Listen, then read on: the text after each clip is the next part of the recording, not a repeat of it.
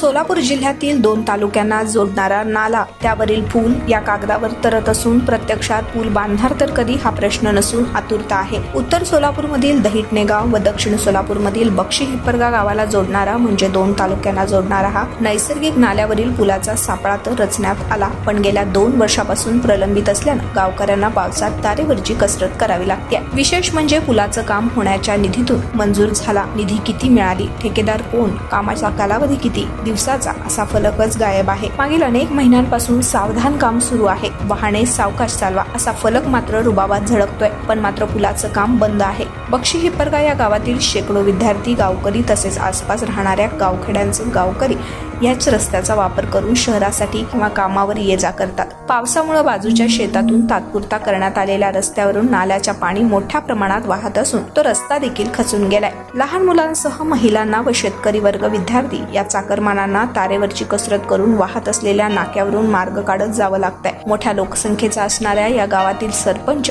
ग्रामपंचायत सदस्य, पाटबंधारे खात्याचे प्रधान ज्यांच्या कोठ्यातून निधी मंजूर झाली आहे ते लोकनेते लक्ष देतील का?